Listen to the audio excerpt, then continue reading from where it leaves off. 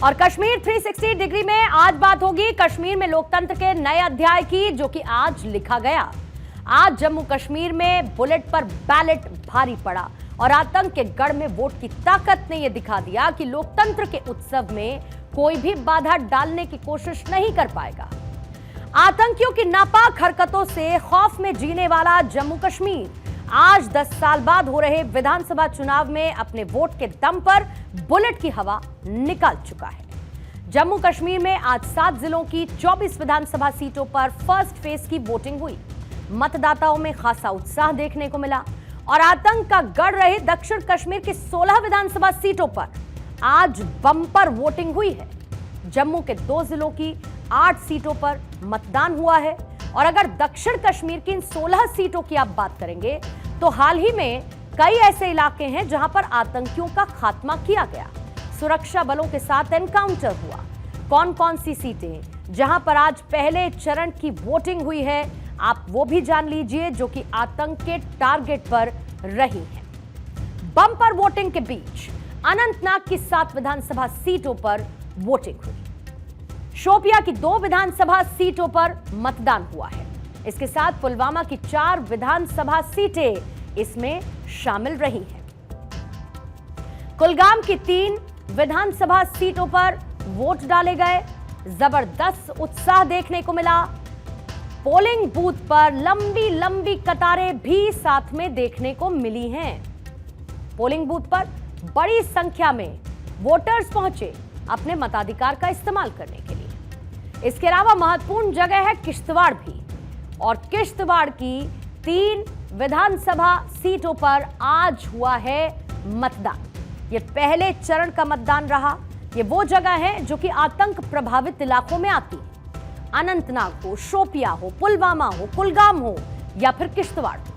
लेकिन आज बुलेट का जवाब बैलेट से कुछ इस तरह से दिया गया जब पोलिंग बूथ पर बड़ी संख्या में वोटर्स पहुंचे अपने मताधिकार का इस्तेमाल करने के लिए, जो सीधे सीधे वोटिंग परसेंटेज पर भी रिफ्लेक्ट होता है।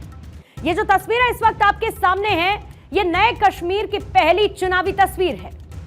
अनुच्छेद 370 का खात्मा और 10 साल बाद हो रहे विधानसभा चुनावों में अपने घर से निकलकर कश्मीर की जनता बूथ पर वोट डालने के लिए पहुंची है। कश्मीरियत जमहूरियत के लिए। और इन मतदाताओं के चेहरे पर ना कोई शिकन, ना कोई डर खौफ था। कल तक जो लोग चुनाव में अपने घर से निकलने में डरते थे, जहां पर इलेक्शंस का बॉयकॉट करने के लिए तकरीरें पड़ी जाती थी, आज लंबी लंबी कतारों में वोट डालते हुए ये लोग नजर आए। क्या नौजवान, क्या बुजुर्ग और क्या महिलाएं, सभी ने लोकतंत्र के पर्व में बढ़ चढ़कर अपनी हिस्सेदारी निभाई है। इस बात का है, जनता क्या सोच रही है? कोई बदलाव देखकर वोट करेगी? बदलाव के लिए वोट करेगी? हाँ, बदलाव के लिए चाहते हैं कि जो भी कोई बदलाव नहीं, जो भी गवर्नमेंट अभी, उनको भी जो पिछले गवर्नमेंट्स में थे वो भी सीख गए। अभी एजुकेशन ज़्यादा हो गई है। पीपल कैन अंडरस्टैंड बेटर कि जब आदमी पढ़ा लिखा हो, he can think about his future, कैसा मुझे कौन अच्छा करेगा। We are not demanding, we are not casting our vote for power और वाटर, ओनली फॉर राइट्स। जो हुकूक हमारे थे वो छीने गए, वो हम वापस लाना चाहते हैं। बस सिर्फ इसीलिए हम वोट डालते हैं। सरकार चुनने का अधिकार पाकर कश्मीर की जनता, खासकर कश्मीरी पंडित बेहद उत्साहित हैं और इसका अंदाजा आप इस बात से लगा सकते हैं कि दोपहर 3 बजे तक 50% से ज्यादा वोटिंग हुई है। चुनाव का पहला चरण नजर आया जहां पर बम्पर वोटिंग रही और 1 बजे तक का वोटिंग परसेंटेज आपके सामने रख देती हूं तो 1 बजे तक का वोटिंग परसेंटेज रहा 41.7% का जो वोटिंग हुई। फिर 3 बजे का समय आया और वोटिंग परसेंटेज का यह आंकड़ा 50% को पार कर गया। शाम 5 बजते बजते 58.19% की वोटिंग हुई है और पहले चरण में अब तक 59.26% का मतदान हुआ है। हालांकि अगर आप 2014 यानी कि 10 साल पहले जब यहां पर विधानसभा चुनाव हुए थे उसका कंपैरिजन देखेंगे तो पहले चरण में कुछ कम वोटिंग हुई है, बहुत माइनर सा अंतर है, लेकिन जम्मू कश्मीर की जनता में उत्साह कम नहीं है। 2014 के विधानसभा चुनाव के पहले चरण में 71% की वोटिंग हुई थी। ये फर्स्ट फेज का वोटिंग परसेंटेज है 71% का। लेकिन अगर आप ओवरऑल 2014 का वोटिंग परसेंटेज की आप बात करेंगे, 2014 में 59% कुछ परसेंटेज की वोटिंग हुई थी। अभी क्योंकि कंप्लीट डेटा नहीं है, तो ऐसे में 59.26% 2024 का डेटा बढ़ने की पूरी उम्मीद है वोटिंग परसेंटेज के लिहाज से। कश्मीरी पंडितों ने भी पहले चरण में वोटिंग के दौरान अपने मताधिकार का इस्तेमाल किया। चुनाव आयोग ने विस्थापित कश्मीरी पंडितों के लिए अलग से वोटिंग की व्यवस्था की है। दिल्ली, जम्मू, उधमपुर में विस्थापित कश्मीरी पंडितों के लिए विशेष मतदान केंद्र बनाए गए हैं। तस्वीरें आपको साथ ही दिखा रहे हैं। दक्षिण कश्मीर के अनंतनाग में, पुलवामा में, शोपिया में, जो कुलगाम जिला है, वहां पर बनाए गए पोलिंग बूथ्स पर जहां स्पेसिफिकली कश्मीरी पंडित पहुंचे और अपना वोट कास्ट किया। पहले चरण में 35,000 कश्मीरी पंडित वोटर हैं और इनके साथ ही फर्स्ट फेज में 6 कश्मीरी पंडित चुनावी मैदान में भी रहे हैं।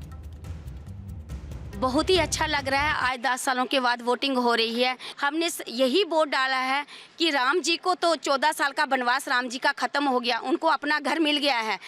कश्मीरी पंडितों को अपना घर कब मिलेगा? कश्मीरी पंडितों की वापसी कब होगी? हमारी कश्मीरी पंडितों की वापसी अपने घर में कश्मीर होगी। इन्हीं मुद्दों को देखकर हमने ये वोट कास्ट किया है। तरक्की करना ये हमारा हक है। वोट डालने के लिए हम बाहर नहीं निकले, मगर इधर आई वोट डालने। तरक्की लिए हमारा हक है ये। बहुत सालों बाद आज हाँ इलेक्शन हो रहा है, 10 साल बाद, तो हाँ कैसा जी। लग रहा है आपको? अच्छा, बहुत अच्छा। जम्मू कश्मीर चुनाव है और अगर हम दिल्ली की बात करें तो दिल्ली के स्थानीय आयोग जम्मू एवं कश्मीर हाउस में भी यहाँ पर चुनाव चल रहे हैं। यहाँ पर उन लोगों के लिए मतदान केंद्र खोला गया है जो लोग जम्मू कश्मीर छोड़कर दिल्ली में बस चुके हैं। यहाँ पर जो कश्मीरी पंडित हैं उनके वोट डालने के लिए यहाँ पर इंतजाम किया गया है, मतदान केंद्र खोला गया है ताकि यहाँ पर कश्मीरी पंडित आके मतदान कर सके जो लोग जम्मू कश्मीर मतदान नहीं कर पा रहे। श्रीनगर के डाउनटाउन इलाके में एक सीट हब्बा कदल है और घाटी में आज की तारीख में सबसे ज्यादा कश्मीरी पंडित वोटर इसी सीट पर हैं। भले ही 35 साल पहले पलायन को मजबूर हुए 3 लाख कश्मीरी पंडित कभी अपने घर नहीं लौट पाए, लेकिन कश्मीर में इस बार चुनावों में उनकी भागीदारी पिछले सालों से ज्यादा है। दरअसल इस बार जम्मू कश्मीर के सियासी मैदान में 14 कश्मीरी पंडित हैं, जबकि साल 2014 में 4 कश्मीरी पंडित, उससे पहले 2008 में 12 और उससे पहले साल 2002 में 9 कश्मीरी पंडितों ने चुनाव लड़ा था। यानी कि सबसे ज्यादा कश्मीरी पंडित वोटर हब्बा कदल सीट पर हैं। यहां पर कुल 92,000 वोटर्स में से 25,000 कश्मीरी पंडितों की संख्या है, जहां सबसे ज्यादा 6 कश्मीरी पंडित उम्मीदवार इसी सीट से अपनी किस्मत आजमा रहे हैं। इस सीट से प्यारेलाल हांडू 2 बार चुनाव जीते। 1987 में पहली बार उन्होंने चुनावों में जीत दर्ज की। फिर उसके बाद रमन मट्टू साल 2002 में निर्दलीय प्रत्याशी के तौर पर जीते और मुफ्ती सरकार में मंत्री बन गए। इस बार बीजेपी ने अशोक भट्ट को हब्बा कदल मैदान से उतारा है। खास बात यह है कि बीजेपी को छोड़कर किसी भी बड़े दल ने कश्मीरी पंडितों को मैदान में नहीं उतारा। अशोक भट्ट को छोड़कर बाकी सभी 13 कश्मीरी पंडित कैंडिडेट निर्दलीय या फिर छोटी पार्टी के टिकट पर चुनावी मैदान में हैं। जम्मू कश्मीर की जनता और युवा क्या सोचता है, उनके लिए वो कौन से मुद्दे हैं जो इस बार विधानसभा चुनाव में अहम हैं, वो भी समझना होगा, क्योंकि कई मुद्दे ऐसे हैं जिनको लेकर जम्मू कश्मीर की जनता चुनी हुई सरकार से निदान चाहती है, उसका हल चाहती है और जम्मू कश्मीर में 10 साल बाद चुनाव में जीत कर आने वाली सरकार से उम्मीदें हैं। वो मुद्दे कौन कौन से हैं उनका भी जिक्र कर लेते हैं। पहला मुद्दा है उनका सबसे बड़ा बेरोजगारी का, अनएम्प्लॉयमेंट का जिक्र वहां पर ज्यादातर लोग करते हैं। दूसरा मुद्दा महंगाई बढ़ रही है, इन्फ्लेशन है। तीसरा मुद्दा है भ्रष्टाचार, करप्शन, ये एक बहुत बड़ा मुद्दा है वहां के लोगों के लिए। चौथा इशू है ट्रांसपेरेंसी, पारदर्शिता होना। पांचवा मुद्दा एजुकेशन और छठा मुद्दा सेफ्टी यानी कि उनकी सुरक्षा। सातवां मुद्दा उनके सम्मान से, उनकी डिग्निटी से जुड़ा है। इसके साथ स्टेटहुड की मांग यहां के लोगों के मुद्दे में शामिल है। ये वो इश्यूज हैं जिनको लेकर आज कश्मीर का नौजवान बहुत सीरियस है और वो इन समस्याओं का सॉल्यूशन चाहता है। जाहिर बात है कि युवा है, वो अपने भविष्य को बेहतर करना चाहता है। जब बदलते कश्मीर की बात होती है तो युवा बदलते कश्मीर में अपनी भागीदारी को सुनिश्चित करना चाहता है और वो ये चाहता है कि जमीन पर जो समस्याएं हैं उन समस्याओं का निदान उनकी चुनी हुई सरकार करे। और यही वजह है कि जल्द से जल्द चुनाव यहां की जनता चाहती थी, जो हो भी रहा है, जिसमें आज फर्स्ट फेज कंप्लीट हो चुका है। जम्मू कश्मीर की राजनीति में अब जो नई दिशा तय करने के लिए तैयार है। इस बार के विधानसभा चुनाव में यूं तो कई दिग्गज चुनावी मैदान में है, लेकिन एक नाम ऐसा है जिसका भले ही कोई बड़ा रसूख ना हो, लेकिन फिर भी उनकी चर्चा घाटी में जोर शोर से चल रही है, और वो नाम है शगुन परिहार का। दरअसल किश्तवाड़ से युवा चेहरे के तौर पर शगुन परिहार बीजेपी के टिकट पर चुनावी मैदान में ताल ठोक रही हैं। आज सुबह बीजेपी उम्मीदवार शगुन परिहार ने अपना वोट कास्ट किया और वोट डालने से पहले अपने घर पर पूजा अर्चना की। शगुन परिहार ने अपील की कि किश्तवाड़ की जनता ने मुझे प्यार और आशीर्वाद दिया, वो अपनी बेटी की सेवा का मौका दें। और इसके साथ ही बीजेपी उम्मीदवार ने इस बात का भी दावा किया कि जम्मू कश्मीर में बीजेपी की सरकार बनेगी और पीडीपी नेशनल कॉन्फ्रेंस ताश के पत्तों की तरह बिखर जाएगी। भारतीय जनता पार्टी की सरकार जो है वो जम्मू कश्मीर में बनेगी और ये जो नेशनल कॉन्फ्रेंस पीडीपी और कांग्रेस का ये जो गठबंधन की सरकार है, ये ताश के पत्तों की तरह बिखर जाएगी। जम्मू कश्मीर की जनता जो है वो अमन चाहती है, चैन चाहती है, सुख चैन चाहती है और यहाँ के विकास की रणनीति को अपनाएगी और भारतीय जनता पार्टी को जो है वो जीत जो है वो निश्चित है। आतंकवाद कितना बड़ा मुद्दा है इस चुनाव में? आतंकवाद बहुत बड़ा मुद्दा है और काफी हद तक आतंकवाद जो है भारतीय जनता पार्टी ने खत्म कर दिया है, लेकिन ये नेशनल कॉन्फ्रेंस वाले जो हैं इन्होंने हमेशा समाज को तोड़ने की बातें की, समाज को बांटने की बातें की हैं और आगे जो है इनका पत्ता साफ होने वाला है और आतंकवाद भी वे दिए की तरह है जो बुझने से पहले फड़फड़ा रहा है और बहुत जल्द जम्मू कश्मीर आतंकवाद मुक्त होगा। दरअसल शगुन परिहार के पिता अजीत परिहार और चाचा अनिल परिहार की नवंबर 2018 में आतंकवादियों ने गोली मारकर हत्या कर दी थी। शगुन परिहार के चाचा बीजेपी के नेता थे और आतंकी हमले में शगुन के पिता की भी मौत हो गई थी। जम्मू कश्मीर के डोडा में 14 सितंबर को प्रधानमंत्री मोदी ने एक जनसभा की थी और पीएम मोदी ने कांग्रेस नेशनल कॉन्फ्रेंस और पीडीपी पर जमकर निशाना साधा। उन्होंने कहा कि जम्मू कश्मीर में 3 परिवारों ने मिलकर किश्तवाड़ की जनता के साथ जो किया वो किसी पाप से कम नहीं है। और इस दौरान उन्होंने खास तौर पर किश्तवाड़ से बीजेपी की उम्मीदवार शगुन परिहार का जिक्र किया, शगुन बेटी कहते हुए जिक्र किया। साथ ही किश्तवाड़ से बीजेपी उम्मीदवार शगुन परिहार को बेटी कहकर संबोधित किया और वोट के लिए अपील की। यहां मंच पर हमारी बेटी शगुन बैठी है।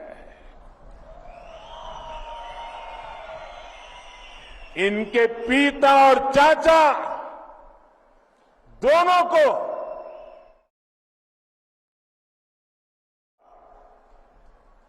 अब भाजपा ने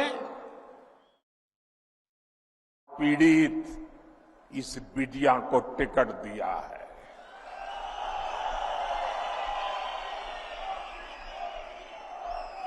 बेटी शगुन सिर्फ कैंडिडेट है ऐसा नहीं, खत्म करने के भाजपा के मजबूत इरादों की जीती जागती तस्वीर है। जी, हमारे प्रधानमंत्री जी जो कि सबसे विश्व के सबसे लोकप्रिय नेता हैं, अगर वो यहाँ आके मुझे आशीर्वाद दे रहे हैं तो इसके लिए मैं उनकी तहे दिल से आभारी हूँ, उनकी शुक्रगुजार हूँ कि उन्होंने एक बेटी जिसके सिर पे पिता नहीं, जिसके सिर पे चाचा नहीं, उस पर इतना विश्वास जताया और यहाँ आके उन्होंने आशीर्वाद दिया। इसके लिए मैं उनकी शुक्रगुजार हूँ। आज जम्मू कश्मीर पूरी तरीके से बदल चुका है। विकास की ऊंचाइयां छूती हुई वादी आज अमन की खुशबू से महक रही हैं। ये नया कश्मीर है जहां पर जिंदगी रवानी में है। ये 370 मुक्त घाटी की वो तस्वीर है जो आंखों को सुकून देती है। कश्मीर का भूगोल बदल गया, साथ ही बदल गया कश्मीर का इतिहास और सब हुआ उस प्रतिज्ञा के चलते जो दशकों पहले ली गई थी।